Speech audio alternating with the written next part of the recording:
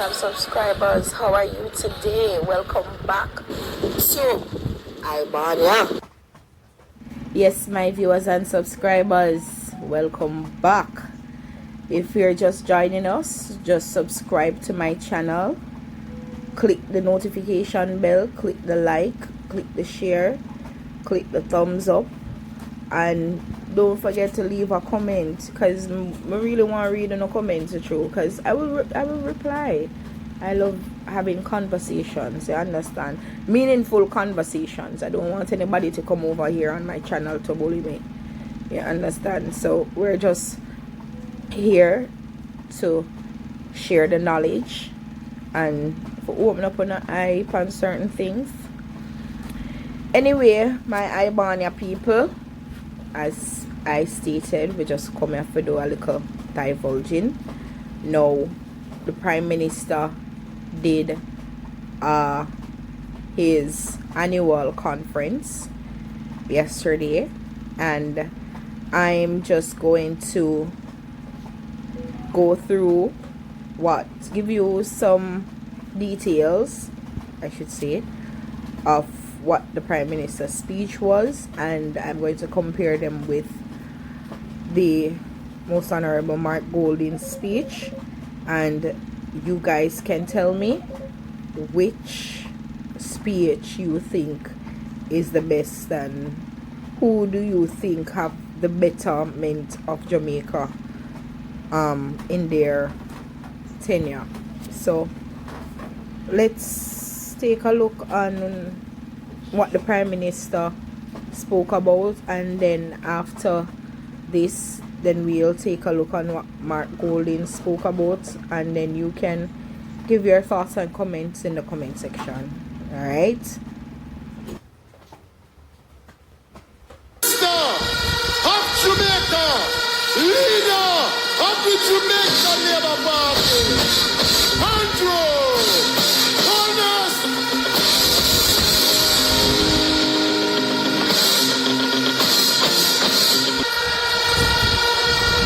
Who can drift?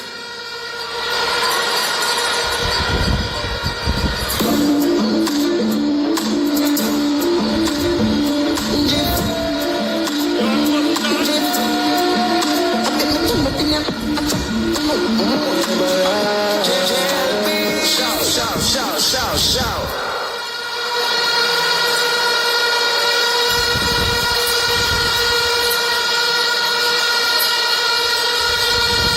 When they buck up in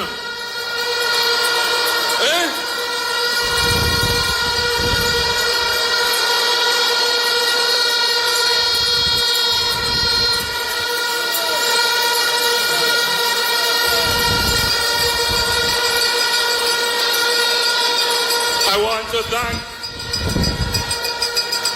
our long-standing chairman of conference, Minister Desmond McKenzie. Give you some information. So when you go back to your constituency, you can explain to the people who stand on the sidelines and say, where you go to conference for? Where you learn? Where you get?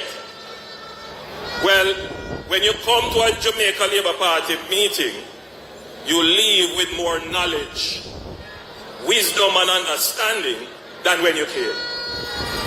We feed our people with correct and truthful and valuable information, and it therefore makes you a better citizen. This year, Jamaica celebrates 79 years of universal adult suffrage. You know what that means? It is 75 years now since any Jamaican, from any race, from any class, of any color, once you're over 18 and a few other requirements, you have the right to vote. 79 years. You know what that makes us? I keep saying it and it has not yet been challenged. Jamaica is the oldest black continuous democracy in the world. Jamaica is the oldest black democracy in the world. You have helped to keep that tradition. It is you who have made our democracy possible.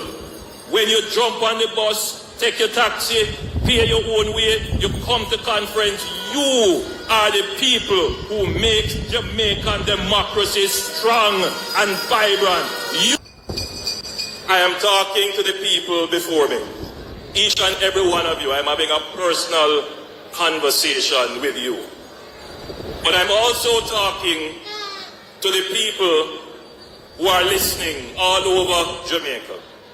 I'm especially talking to those who may be frustrated with politics, who may feel that this is an exercise in futility. I'm especially crafting my message to reach out to them because they are an important part of our democracy. And we cannot leave them out because the Jamaica Labour Party, as you have seen, is the inclusive party. We want to bring everybody under our tent for one solid, robust and resilient, fair and equitable and just society. That is what we want to do. So we reach out to everybody. And as you would have seen on the platform, the Jamaica Labour Party offers a home to everyone.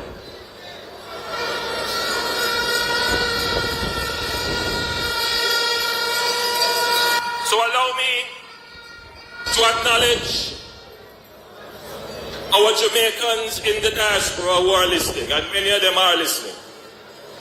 But allow me as well to acknowledge the members of the diplomatic corps who are here.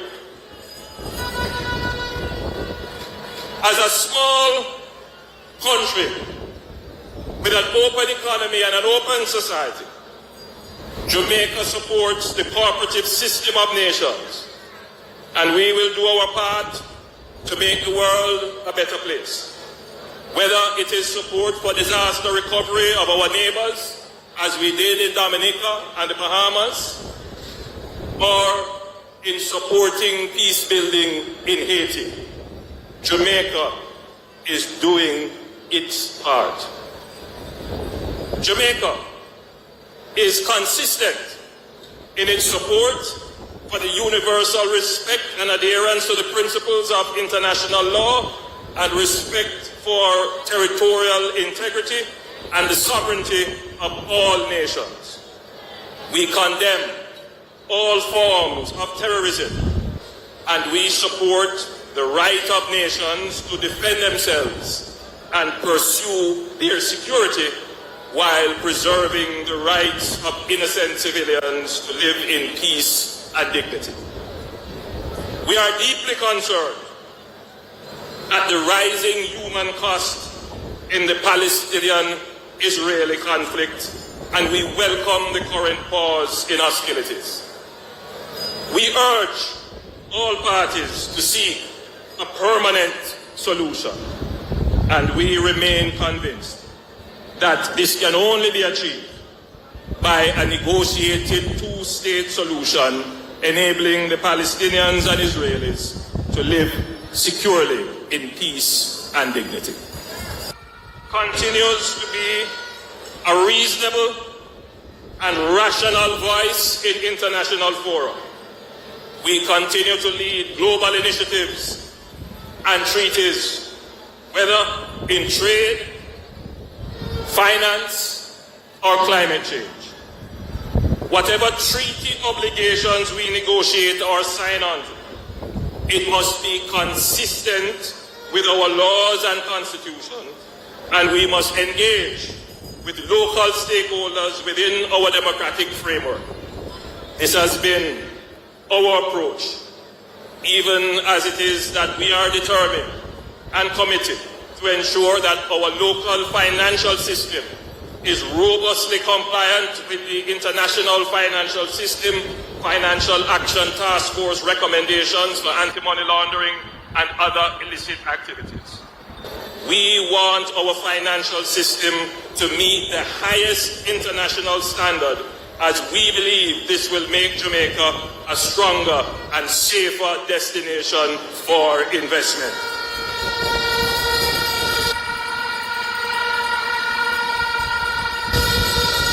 So it is with the Samoa Treaty. We believe that the trade and economic opportunities it presents will be beneficial for Jamaica. And as we pursue these opportunities, we must engage, explain, and reassure our stakeholders of the various provisions in place to respect our values and laws as a sovereign country. I know the Minister of Foreign Affairs has already started the process of engaging our stakeholders. Now, labor rights, Jamaicans listening. We don't always bring these issues to our conference, but it is important that our political platform is broadened to treat with some of these crucial issues. Issues such as climate change. This is not only about the emission of carbon. This is also about climate justice. Have you noticed that the time is getting hotter? 2 years ago we recorded the hottest time in Jamaica. Have you noticed that the sea level is rising? That some of our roads are being threatened? That some areas where you had land before, land not there anymore? Have you noticed that our rainfall patterns have changed? It used to be that most rain fell in the northeastern end of the island. Portland used to get the most rain. In the last 8 or so years it changed. The northwestern end of the island gets the most rain.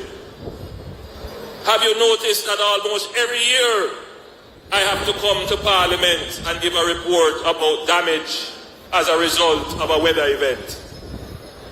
That is because of climate change. You may not feel it's a big issue, but it is a big issue for the government. Because as these things happen, we have to find more money. And where is that money going to come from if there is a catastrophe or a disaster? Well, your government has taken this issue and we are dealing with it in a smart way. We have never had to borrow to deal with any issue of natural disaster since we have been government.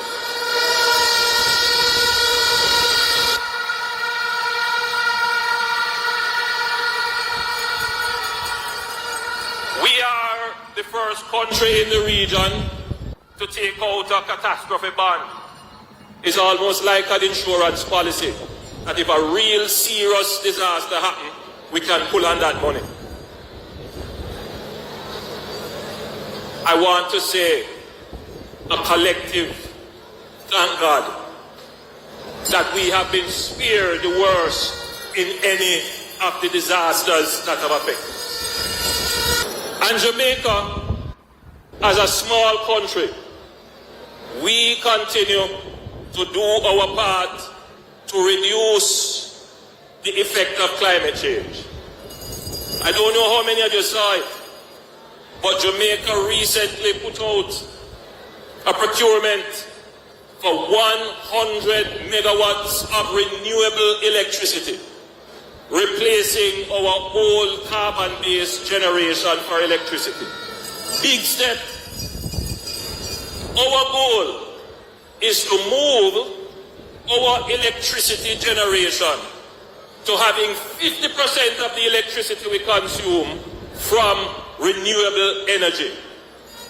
Now that will help with the whole climate change, but it will be better for you.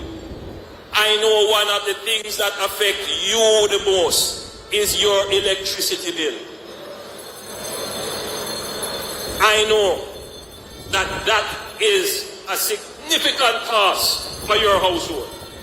If we can reduce or make stable your electricity bill, your quality of life will improve.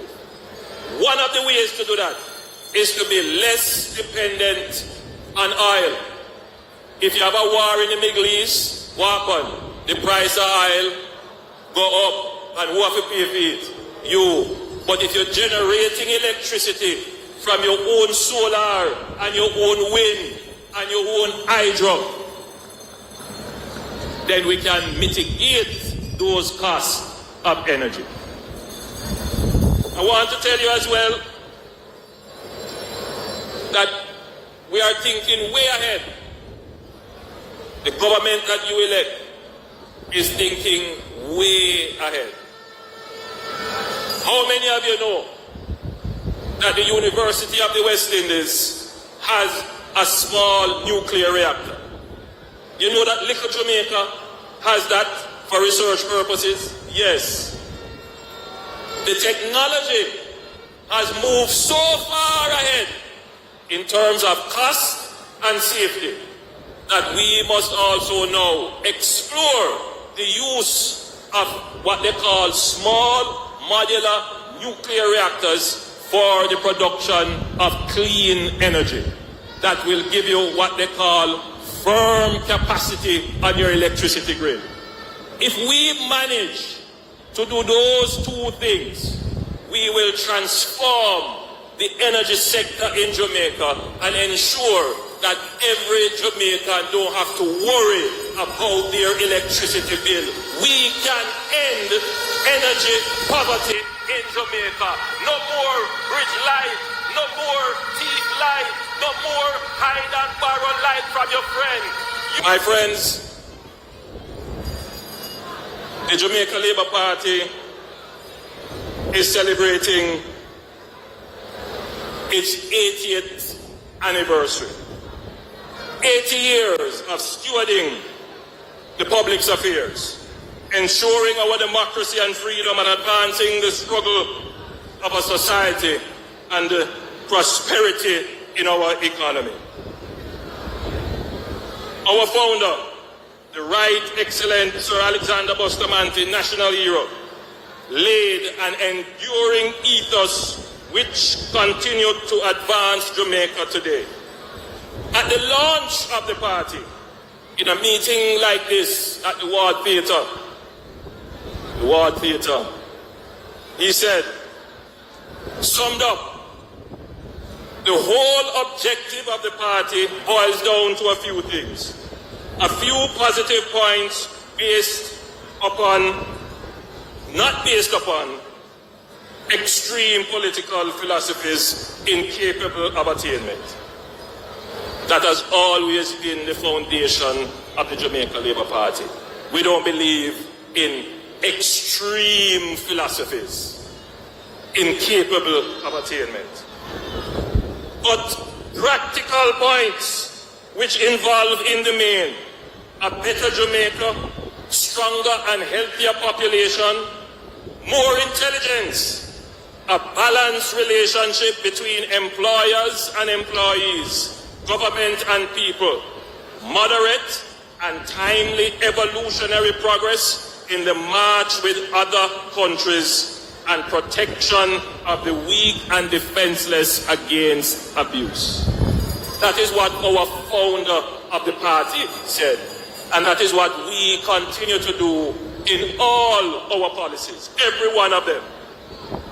Today, our policy agenda is much wider. As I mentioned, part of our policy agenda now is climate change. Part of our agenda is ensuring gender equality and women's rights. I want you to understand that the Jamaica Labour Party is responsible for more women entering representational politics than any other political organization.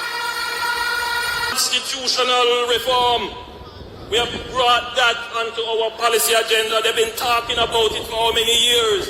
And the moment I start to do it, all kind of problems. They had how many years to do it, they never touch it.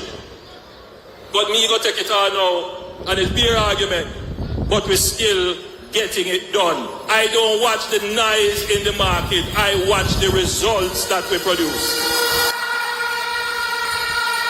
I want to commend Minister Malahou Ford, who has been given this specific charge to move our nation to the next step, that of becoming a republic. We have brought on in a serious way onto the policy platform the digitalization of the country, our national ID, bringing more services online. We are putting in place GovNet. When you drive around Kingston, you see them digging up some road lanes, some cables. That is bringing in more broadband so that all public sector entities can be on the internet so that you can access them virtually. We are putting in the new broadband system where we are going to increase broadband internet access all over Jamaica. Almost everyone here use cell phone. Cell phone costs a lot. Data costs a lot. For you to get information, you're going to need to be able to afford data. And for us to make data available, we have to make it accessible right across Jamaica at a reasonable price. And that is why we are doing this national broadband network. We have taken that agenda on, transforming Jamaica in ways that are meaningful for the people. We are the government that have declared more areas protected and have designated more areas, including the cockpit country. No other administration has done what we have done. Still far to go, but don't deny the work that we have done with the environment agenda. Education reform, my pet subject. We are going to transform the Jamaican education system. All of you sitting here have children in school, and some of you are of school age. You know what my greatest worry is? My greatest worry is that our education system is not producing enough of the human resources we need to support the development of the country. That's my greatest worry. And we are seeing it happening now. As the economy is growing, it is growing past the labor force that we have. And that is why we put in place the Education Transformation Task Force to study the problem. And they have given us the report, and we are about to execute upon that now. Just last week, Minister Fable Williams and Minister Clark signed with the World Bank to build the first STEM school. You know what STEM means? Science, technology, engineering, and mathematics. We need more scientists. We need more people who understand technology, whether it is artificial intelligence or natural intelligence. We need more engineers, and we need more people who have a mathematics foundation. Every time I say that, you have some people say, remember the arts. We have a natural competitive advantage in the creative arts and the creative industry. We haven't utilized it enough. We haven't formalized it. And so it's not just a STEM school we're going to be building. We're going to be building what we call a STEAM institution. So it is science, technology, engineering, arts, and mathematics. No matter how much house I hand over, no matter how much groundbreaking I go, people still say, boy, I can't get no house. And it is true. It is so true. In the existence of the NHD, over 45 years now, they have built about, I don't think they built 120,000 houses. The deficit that we estimate from the last census, 11 or so years ago, is that we need about 150,000 housing units. You know what that is for? people who are going to capture land and squat, we need to find a house for them to buy, affordable.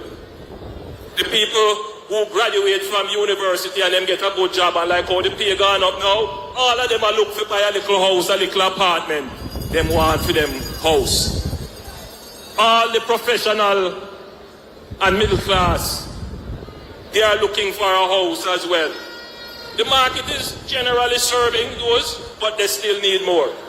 We haven't started to build enough houses. But because we have it on our policy agenda, we have committed to build 70,000 new houses. And that is already underway in various stages. In house.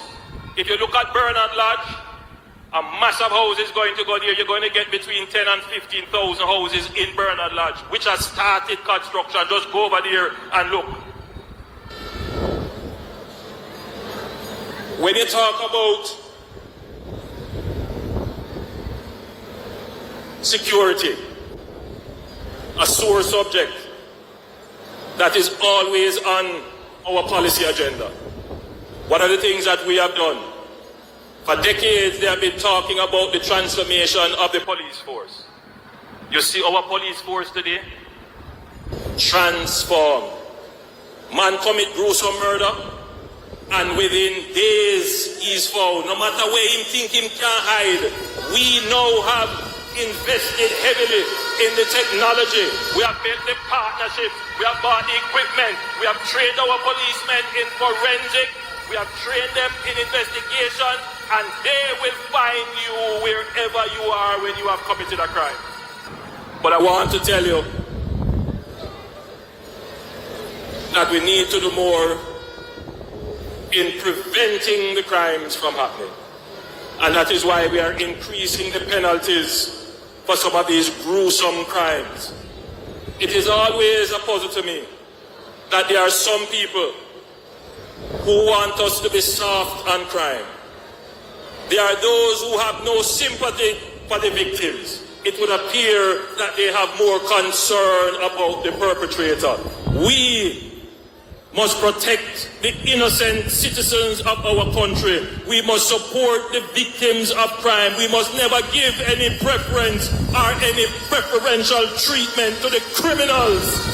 And that is why we are going through all the various laws to increase the penalties to act as a deterrent. There are some who say that arresting people and locking them up is not a deterrent. You know, Jamaica has probably the lowest incarceration rate in the Caribbean. The lowest. We talk about energy already. Now I want to talk about roads. Roads. I know many of you come here to hear what the Jamaica Labour Party is going to do about the state of our local, secondary and community roads. Minister Montague went on and on and on. I thought he was the Minister of Economic Growth and Job Creation, telling you about all the wonderful highways we are building. But I know that local roads are a sore point, very sore point. And that is why we have allocated 40 billion Jamaican dollars over the next two budgets. $40 billion. And we're going to divide that $40 billion in half. We're going to spend in the first year $20 billion divided equally per constituency. And we are going to fix the local roads in your area. It can't be done just so. It have to go through public investment, then it go through something called procurement, and then after procurement, then it go to the contractor have to take it over, and then it gets done. So all of that will take a little time. We are trying to cut that down to as short a time as possible.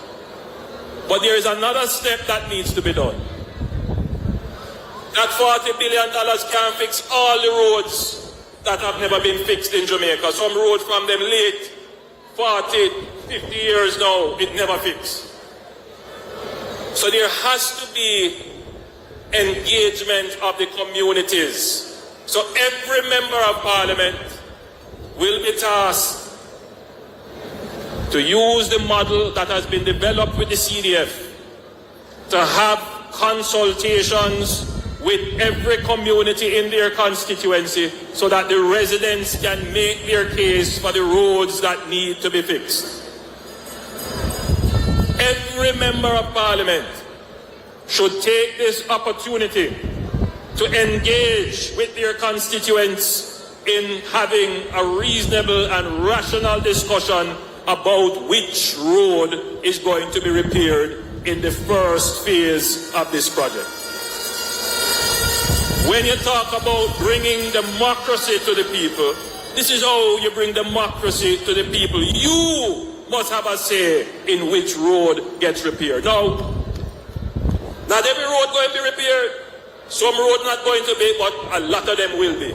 But you should have your say, nevertheless, about your road being prepared. So, come the second week of January, all members of parliament will have to develop their consultation plan and submit it to the office of the Prime Minister. We are going to monitor and review that the consultations are taking place.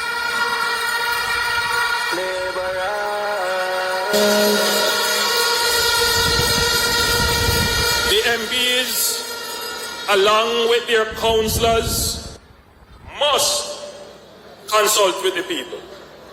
And they have to do it within 2 months, because we need to have those roads into us before the end of the financial year so that we can put them in the process to start repair.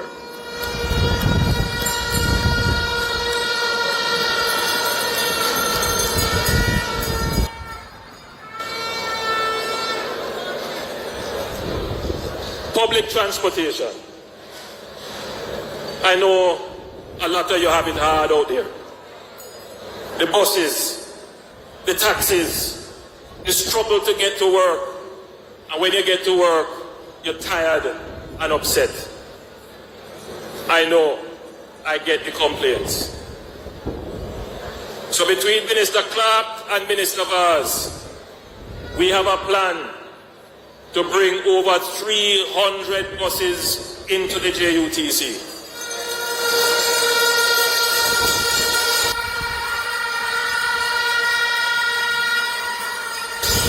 A procurement is already out for 100 of those buses, and we are working for the next 100 to come. Hopefully we can get that in the next fiscal year, and then the other 100. We are not just going to buy diesel bus. There will be some diesel bus. But we are looking to change out the technology. We are going to be buying buses that use what they call compressed natural gas. It's cheaper to use, easier to maintain. You get a longer service life. We're going to buy electric buses as well. But you know, a lot of other things in Jamaica, somehow the diesel get missing.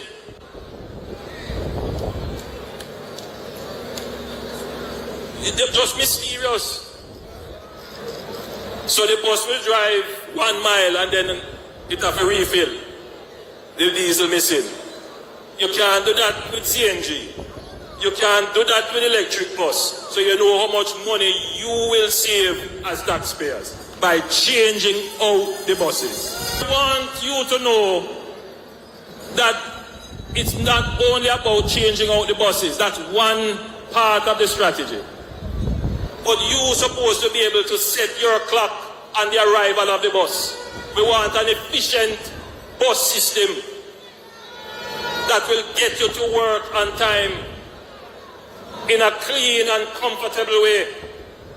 And so we are buying enough buses to do that, but we are also going to change up the administrative structure of the JUTC to ensure that we have a proper urban transportation system that all Jamaicans can be proud of. It pains my heart to see the videos of our gullies inundated with rubbish and plastics and all kinds of things. It pains my heart to drive on the streets and see garbage all over the place. It's not good. And every one of us as Jamaicans must take personal responsibility. So I use the platform of the Jamaica Labour Party conference to call upon the people who are the green people, the environmentally friendly people, that every one of you have a duty to keep your environment clean.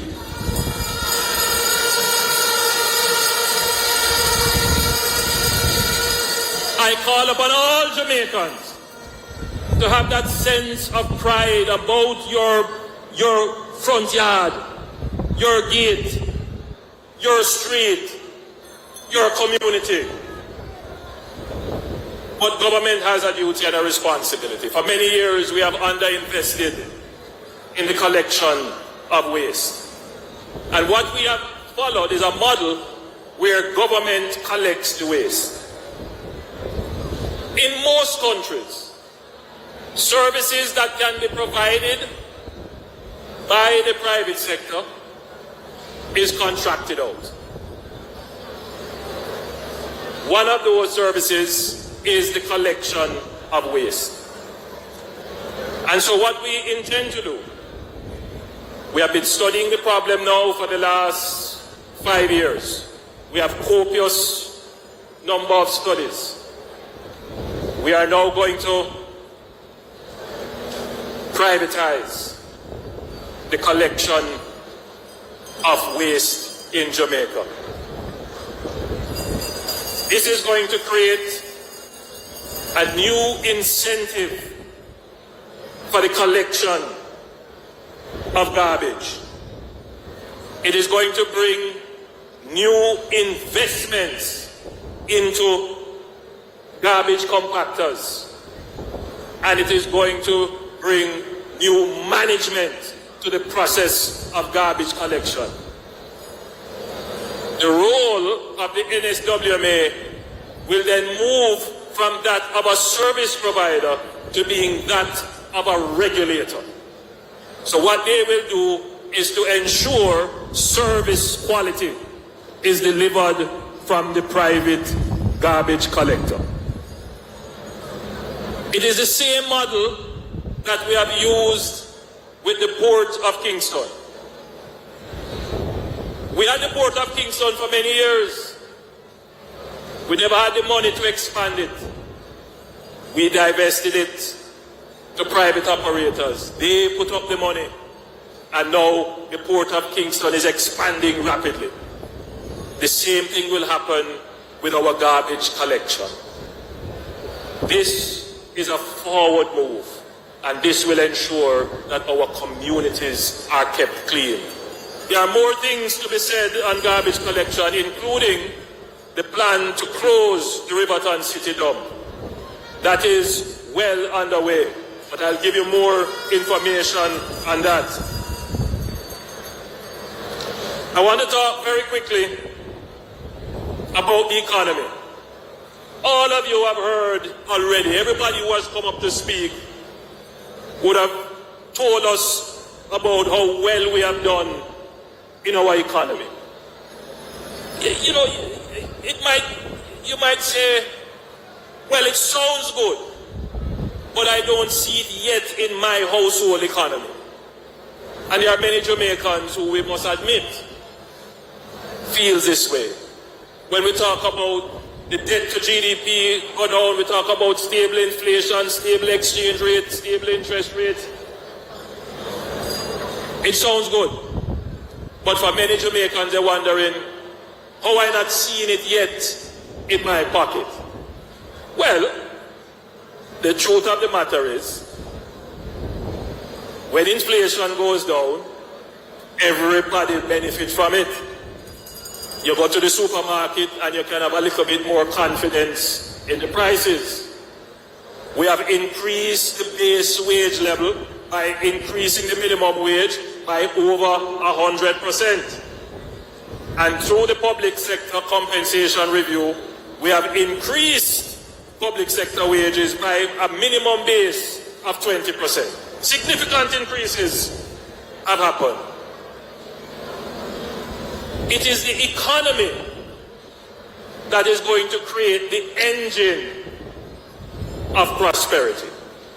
And until we fix the economy, we can't really deal with all the other challenges that we face. And that is why in our first term and the greater part of this term, we have spent a lot of time on fixing the economy, placing the economy on a sustainable path. Within the next 2 to 3 years, every Jamaican is going to feel the benefit of that in some way. You're feeling it now. We have the ability to subsidize transportation, to reduce the cost. We are increasing benefits in student loan. We are doing all kinds of benefits. We are giving back to people so that you can feel the benefit. Look at the social housing program. All of that is coming from the economy. The biggest give back when the economy does well is employment. Jamaica is experiencing its lowest level of unemployment in the history of Jamaica. More Jamaicans now have jobs than at any other time in our history. What more could anyone ask for? When you have job, you get income. You get income, you can buy the amenities of life, you can save, you can invest, you can own property as a result, and you're on the path to prosperity. And so more Jamaicans, by virtue of being employed, is on the path to prosperity. But what is the next mission? What is the next mission for you? We have, by and large, put Jamaica on the path to economic prosperity. The next mission is to put Jamaica on the path to productivity and peace. I want every labourite to remember that. When we started in 2016, we said we are going to build a partnership for prosperity. The new mission for the Jamaica Labour Party is to build a partnership for productivity and peace.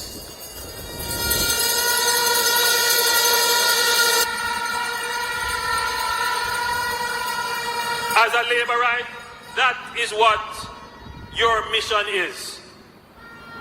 Our mission now is to see Jamaica a productive country and a peaceful country. And I want to talk very quickly about the productivity issue. All the salary increases that we are giving in the public sector, there are two things that threaten it. The first is inflation. If we don't manage inflation, the increased salary don't mean nothing. The second thing is productivity. If we don't increase our productivity, grow our GDP so we can grow our revenue, so we can continue to pay, then the salaries will not be sustainable. So every Jamaican now must be thinking about how can I become more productive. Government needs to help in that. We need to train our people better. We need to train them in skills that are aligned to industry. And that is why we are pushing hard to do what they are doing. We have made access to heart free. If you want to go to heart, to get a skill, it is free of cost to you. And I encourage every single Jamaican who is not employed, who doesn't have a skill, who wants to work, to go out and get trained. The last thing I want to talk to you about is peace. Jamaica is not a country at war. But our homicide rate, our death due to violence, equates countries that are at war. What it means is that Jamaica is in conflict. And who are we in conflict with? We are in conflict with ourselves. We are in conflict with our neighbor, our family, our intimate partner, our employers and workers. We are in conflict with our teachers and students. And we are in conflict, citizen and state. Everybody must start to think about this. We cannot continue to be a society in conflict with ourselves. If it is one thing, therefore, that this administration must do, starting in this term and for the next term, is to put measures in place to deal with the unabated violence that is like a disease, like an epidemic in our society. So we have commissioned a study on it, which we should get by the end of this year. And when that study comes in, we are going to reorganize the government to create and bring all the agencies that deal with families, communities, social development, parenting. We're going to bring all of them together under one ministry. I'm thinking of calling it the Ministry of Peace and Human Development, but maybe that won't be the name. But we need a ministry that is focused on reducing the level of violence in our society. Violence is at an intolerable level, and it is changing the character and nature of the Jamaican people. It is reducing the quality of our lives, and it is making us aggressive with each other. But violence comes at great economic cost. If we can reduce violence in our society, we reduce our healthcare bill, we reduce our policing and security needs, and we increase our creativity and social well-being. So yes, this government is going to take a deliberate and focused approach to violence. My friends, next year, at a date to be announced, time of my choosing, we will be going back to the people on the local government election. We believe in the people of Jamaica. We know that there is a generation of Jamaicans who were not born in the 1970s. And they have no clue as to how the other party destroyed Jamaica. They have no clue. There is a generation born in the 90s and the early 2000s. They have no clue as to how the 18 and a half years of the PNP destroyed Jamaica. And so we know we have a task to educate them. It's a long time that I have not gone into what I call the historical politics, so that the full context of where we are today is understood. Our young people need to appreciate how far we are coming from and what we had to struggle against, so that they can understand what we have achieved today and how we have transformed Jamaica into the gem of the Caribbean. 10 years ago, if you were to define Jamaica, you would say Jamaica is a country with high debt, high inflation, high unemployment, unstable exchange rate, low reserves, poorly rated on the international market, a country on the brink of bankruptcy. If you ask the international community today, they tell you Jamaica, we are upgrading their ratings and we are giving them a positive outlook. Jamaica is getting the best ratings it has ever gotten in its history. That is not an achievement that should be ignored. And when you go to the polls, the voters should not ignore that, because that is the basis on which you are going to achieve everything else. And today, I have laid out for you our policy platform, the issues we are going to deal with. We haven't touched all of them, but I've touched most of them. And I've also laid out to you, in addition to continuing our economic development, that we are now going to go on two other streams of development: productivity and peace. I want to build a partnership with you. It's the partnership for productivity, the partnership for peace, and the partnership for prosperity. God bless you. I love you all. You make me stronger. Love you. All right, my viewers and subscribers, welcome back. I'm back again. And if you're just joining us, don't forget to like, share, and comment about what you think about the Prime Minister's speech. Now, I need to get in depth with this speech, because me see a whole heap of things wrong. So I'm not nitpick, I'm not say because of JLP or whatever.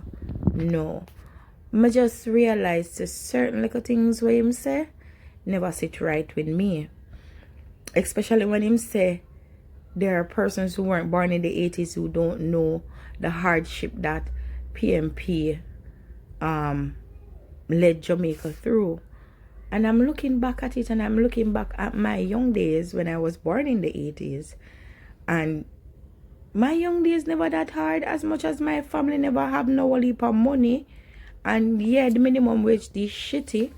And it things could have better. But I mean, with lack of resources that we didn't have, the country never did, push to the level where it was. But may I tell you, say, there wasn't so much high crime, there wasn't so much predatory larceny as he was talking about. That's a lie. And there wasn't so much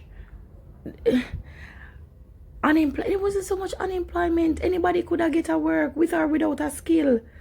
You understand? And then hard trust came in. Yeah, and then hard trust came, and that was like a whole game changer. You understand? People wanted to go to hard to get, certified. And there was a whole lot of things implemented under the PNP when I was younger. I mean, some traditional high schools that we black children couldn't go to, I could get to go there. And I went to one of the prominent high schools in Kingston, all-girls school. So honestly, I'm gonna really nitpick and divulge another one there, because Mr. Prime Minister, you chat foolishness. You really are chat foolishness. I'm gonna pick up a PNP too, because I'm going to let you revisit Mark Golding's speech just for a brief catch up, and for jog on the memory a little bit, and then I'll do a segment on going through and in depth in both parties' tenure, which year they became prime minister, and who did what and who did who. I'm going to go into both parties in that. So it's like a history of Jamaica, prime minister then till now. And then, people, you will see who is lying, right? Because I don't know what the PNP do, I don't know what the JLP do. So you're supposed to decide which party you're going to represent for when I finish, when I'm done. I'm so sorry, when I'm done with this, with the next video, with the next upload. I mean, I can't believe that you're going to say for 18 years we've been in under bondage. What about the years when Siaga and Bruce Golding took over and Alexander Busterman? Oh, come on. Anyway, yeah, my people, I'm gonna listen to Mark Golding speech, just a quick remembrance, and then on my next topic that I will upload, I will be divulging in every tenure that both parties have, and the good, the bad, the indifferent, and the ugly. All right.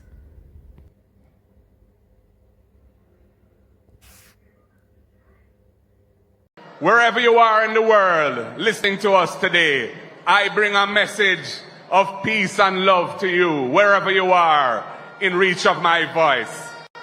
We have all come here together today to lift every voice and say, time come now. So let me hear you say, time come now.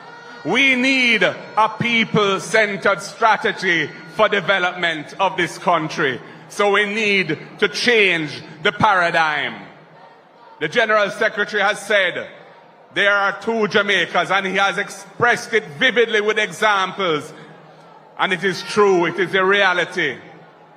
But there is hope, because the power to achieve the change we need resides in the people of Jamaica. The people have the power to make the change. We need to decolonize Jamaica once and for all.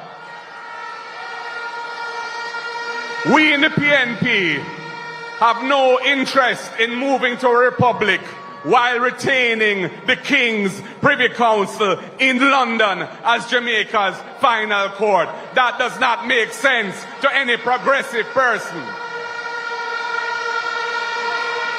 Jamaicans need a final court where they don't need a visa to go there, and where the costs of attending court are not way out of their reach. Time come for a Jamaican head of state and the Caribbean Court of Justice as our final court. Decolonization now. We also want to make the government accountable to the people of Jamaica in the parliament. That is why I brought the impeachment bill to Parliament. So then, when a politician violates the sacred trust of the people, he or she will be held accountable. We want to make the elected people more accountable to those they represent. We must introduce a recall mechanism for non-performing elected representatives, as other parties and countries have done around the world. And we must restore the convention where the committees of parliament are chaired by the opposition. That was an innovation started by the other party, by a previous prime minister, and continued by us when we were last in government. But in 2020, Andrew Holness changed course with it. Those committees are supposed to be a check and balance on the government. They cannot be effective if they are controlled by the government. When Andrew Holness reversed the convention after the 2020 election, it was a retrograde step. And I tell you, he never put it in his manifesto that he'd be doing that. People, a corrupt government cannot liberate the people. If the head of the stream is corrupt, the entire river will be also. I do not support corruption. Corruption takes money away from children's education. It deprives hospitals of basic necessities. It means that roads are not fixed. Corruption deepens inequality. It siphons off taxpayers' money to make a few cronies richer with the political connections instead of benefiting the people. I have said it before and I will tell you again. Jamaica cannot move forward without a government built on integrity that embraces principles of good governance in this country. That is what I believe in. That is how I live my life. I, Mark Jefferson Golding, am a born Jamaican, son of the soil. While things look good on the books, we are not balancing people's lives, as Sister P would say. Our economy is not delivering prosperity for the majority of our people. The education system is failing our children. And our society is plagued by high levels of violent crime. How can any government claim they deserve another term in office when this is the record and this is what they're delivering for the people of Jamaica? So when the government gets a credit rating from the credit rating agencies indicating that Jamaica is a good credit risk, we know that. We made that happen. Dr. Peter Phillips, Sister P, with me doing the legal work to support it, made that happen. But it is not enough, and the people need more. And the power lies in the people to make it happen. The PNP will lead the country on a new mission, which is to achieve the next great transformation of Jamaica. We must take Jamaica out of the current low-wage, low-tech, low-growth model and move forward to a higher level of national development. Taking our nation in the right direction can only happen with transformation in education and training. Education and training will therefore be the #1 priority for the next PNP administration. That is how we will focus on bringing along those who are currently left behind. We will make investments in teacher training, in teacher compensation, in infrastructure and technology to support services for parenting. We need to give our children the best start in life. We will expand and improve the school feeding program to ensure adequate and proper nutrition and to encourage school attendance. We will eliminate the need for a guarantor of a student loan, which many students from low-income families find hard to find. We, the PNP, will incentivize partnerships between the state's training institutions and private sector companies which have strong training capacity to address the shortage of workers that is now becoming a major factor in the underinvestment in this economy. We will work with the private sector to solve that. Yes, so my viewers and subscribers, what do you think? Comment, tell me. I want to hear no comments because I really going to break down this thing now because I want to get the understanding of who I vote for and what I'm voting for. I'm not going to tell you to run, go to JLP and run, go to PNP because I die hearted. I die hearted to nobody. I die hearted to myself, my family and my country. That I die hearted to. I just want to see the betterment of Jamaica and Jamaicans. Because if Jamaica can't get better, then I can't get better. So why should I vote for something that won't benefit me and my family and my kids and their grandchildren and their great-great-grandchildren in the longer run? No, man, may I look towards the future. I'm not supposed to look for now, right? we look towards the future, not the now. So we need to open up on a kulu yai them. So the yai bright right here, so because this is an awakening. It's the year of revelation, it's the year of Aquarius, the water spirit, and things will be revealed. A lot of things will be opened up in our yai.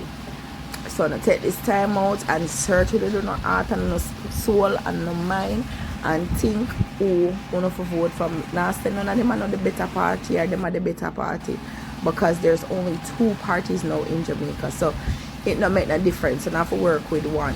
But work with one when you know say you're not going to regret in the long run. Right? As I say, I'm going to divulge and go in depth and make you see what go on with both parties, from Alexander Bustamante, Manley, from all of those people. We're going to go back and we're going to see if it's PMP who led us down to destruction, as the Prime Minister said, or the JLP had a hand and a foot and a leg and a breast and a head and something in it, so it led this country to where it is right now. Because in my history, you know, something different, you know, because all right, so we're gonna just go to the records and we're not gonna come with no guess and spell. We're gonna come with the right news. All right, so my Ibania people, thanks for watching. Remember to subscribe if you're new here. Remember to click the notification bell for my next updates, and don't forget to like, share, and leave your comments. And remember, I don't want any negativity on my platform. As I said, I'm not rooting for any party, I'm just rooting for Jamaica. So anyone that will lead Jamaica to prosperity, I'm not green, I just said prosperity, yeah, that me I work with. Me I look towards my great grandkids them future. That me I look towards. Me no want none of them in a slavery. You understand? So as me say, tune in for my next upload, and we will be divulging in past, present, and yet to come prime ministers of Jamaica. Thank you so much, guys, for watching. And remember, you Banya, I Banya. Big up on yourself.